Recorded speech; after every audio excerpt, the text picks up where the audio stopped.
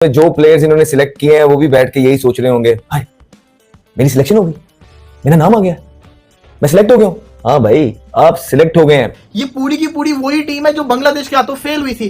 क्या फायदा, कोई एक चेंज आपने अच्छा नहीं किया जिसकी बेस हम कह सकते। किस परफॉर्मेंस पे आपने शान मसूद को कप्तान बना दिया? एक पाकिस्तानी पूछ रहा है, टेस्ट प्लेयर तो गया भाड़ में, एक पाकिस्तानी पूछ रहा है, किस बेस पे आपने बनाया है? क्या और कोई बंदा नहीं है आपके पास? झूठ पे झूठ, झूठ पे झूठ। अब आप ये देखो कि ये इतने घबराए हुए सिलेक्टर्स जिन्होंने पाकिस्तान में क्रिकेट खेली है, इनको इतना नहीं पता कि यार मुल्तान में और पिंडी में मैचेस हैं, किस किस्म की विकेट होगी वहां पे, कितने स्पिनर्स डालने हैं, कितने बैट्समैन डालने हैं, कितने फास्ट बॉलर डालने हैं, क्या करना है। मतलब अपनी कंडीशन में इनको नहीं समझ आ रही कि हम तीनों टेस्ट मैचेस के लिए एक ही टीम अनाउंस कर दें। हमारी टांगे कांप रही हैं अपनी सीरीज के अंदर। इनके पास ऑप्शंस नहीं है। मुझे नहीं समझ आई कि मोहम्मद यूसुफ साहब ने जो है किस तरह इस कप के परफॉर्मर हसनैन को, आप डाल सकते थे हसनैन को साथ, अगर कोई इंजर्ड है तो जबरदस्ती आप उन्हीं लोगों को क्यों खिला रहे हैं? कोई जो परफॉर्मेंस नहीं कर रहा उसको भी नहीं निकाल रहे, जो इंजर्ड है उसको भी नहीं निकाल रहे। कुछ समझ नहीं आ रहा है कि ये किसके कहने पे चल रहे हैं, कोई पता नहीं लग रहा है। अब्दुल्ला शफीक की इतनी इनिंगें नीचे हैं, आप फिर उसको लेके जा रहे हैं। आपने कामरान गुलाम को बाहर कर दिया, तो ये दानिश सिलेक्शन की मुझे कोई समझ नहीं आ रही है। और मैं बार बार मोहम्मद यूसुफ का नाम इसलिए ले रहा हूं क्योंकि एक सीनियर बंदा है। आप एक्सपेक्ट करते हैं कि ये वही मोहम्मद यूसुफ है जिनके होते हुए आइलैंड से हारते हैं, ये वही मोहम्मद यूसुफ है जिनके होते हुए यूएसए से हारते हैं, ये वही मोहम्मद यूसुफ है जिनके होते हुए व्हाइट वॉश होता है बांग्लादेश से। उसके बावजूद भी दो बंदों को रज़ाक और वहाब को बाहर निकाल दिया जाता है और ये लोग यहीं पे होते हैं। तो अच्छे प्लेयर का मतलब ये नहीं है कि आपने ठेका ले लिया कि आप गलतियां करी जाएंगे और आपको कोई कुछ नहीं कहेगा। अब मुझे बताएं किस तरह जस्टिफाई करेंगे इस टीम को? आप नहीं कर सकते हैं, ज्यादती कर रहे हैं ये प्लेयरों के साथ। मेरा ख्याल है जो मोहसिन नकवी साहब ने स्टेटमेंट दिया था ना कि हमारे पास अभी बैकअप में लड़के नहीं है, ये साफ नजर आ रहा है कि उनकी बात सच हो गई है। जो मुसलमान नहीं है उनके लिए मैं बात कह रहा हूं कि अगर मशवरा भी दो तो ईमानदारी से दो, क्योंकि उसका हिसाब होगा। वत्तकुल्लाह, मैं बोलता हूं ना, अल्लाह से डरो। आप सब ने मिली भगत करके एक ही बात बोल दी, कंसिस्टेंसी कंसिस्टेंसी। अरे क्या बोलूं, कंसिस्टेंसी बोलते किसको? कंसिस्टेंसी किसको बोलते हो? कि इमामुल हक को नहीं आने देना, हुरैरा को नहीं आने देना, कामरान गुलाम को नहीं आने देना, ये कंसिस्टेंसी है? झूठ है ये। फिर आप बोलते हो कि हम एक रोड मैप बना रहे हैं, हमारी क्रिकेट अच्छी होगी, नहीं होगी। वो लोग भी झूठ बोलते हैं जो इस पे बात नहीं करते, क्योंकि उनके कनेक्शन है शान मसूद के साथ, उनके कनेक्शन है दूसरों प्लेयरों के साथ। बट सिकंदर, कैसा लग रहा है आपको ये स्क्वाड? देखिए, जो बात मैंने कही थी थोड़ा सा तो उस पर अमल हो गया है। और बात मेरी क्या थी, मैं आपके सामने कहा था कि सीनियर्स को खिला दें।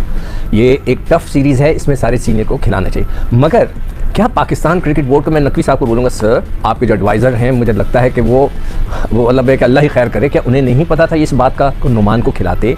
अगर आपने उसको डालना ही था, अगर इसका मतलब है कि इनको कोई आइडिया ही नहीं था कि क्या होने वाला है। बट अगर आपको सिकंदर स्पिनर उठाना था तो जाहिद महमूद की 10 विकेटें ले रहे थे वो चैंपियंस कप में, क्या उनको नहीं खिलाया जा सकता था? बिल्कुल, लेगी भी आपके पास। इसलिए कि पहले तो पीसीबी ये फैसला कर ले कि जो वो बोलती है वो कुछ कर भी सकती है, नहीं कर सकती। आपने ये कहा था कि ये मॉडल टूर्नामेंट हम करा रहे हैं, गेम चेंजर होगा, पता नहीं क्या क्या। तो सर ये गेम चेंजर है। उन लड़कों का क्या होगा जिन्होंने परफॉर्मेंस दी, उनके आज क्या दिल पे गुजर रही होगी, वो आप तस्वर नहीं कर सकते। मोहम्मद हुरैरा को रखा हुआ है, खिलाना उसको नहीं है क्योंकि साइम और अब्दुल्ला ही खेलेंगे। लेकिन सवाल ये आता है कि आपने किया तो क्या किया है? ये पूरी की पूरी वही टीम है जो बांग्लादेश के हाथों फेल हुई थी।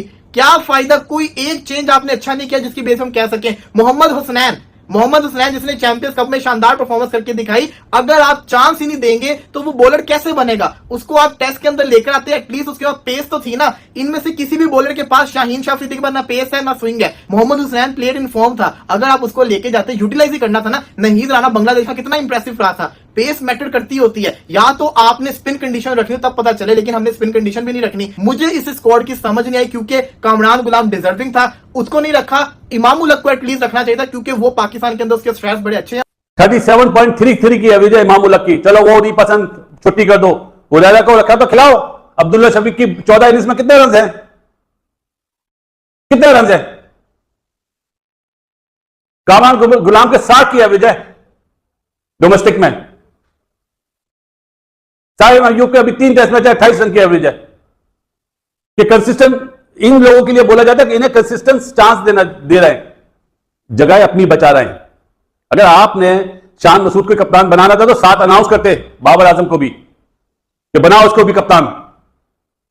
अभी पीछे से मैसेज भिजवाए जाते हैं कि हमने तो रखा हुआ उसको चैंपियंस ट्रॉफी तक कप्तान। शर्म आनी चाहिए वो लोग जो पहले कुछ बोलते थे अभी कुछ बोल रहे हैं। अरे ऐलान करो ना डंके की चोट पे, जिस तरह रोहित शर्मा को बनाया था कप्तान, अगले ही मैच में 100 करा था उसने कि वर्ल्ड कप का कप्तान है हमारा।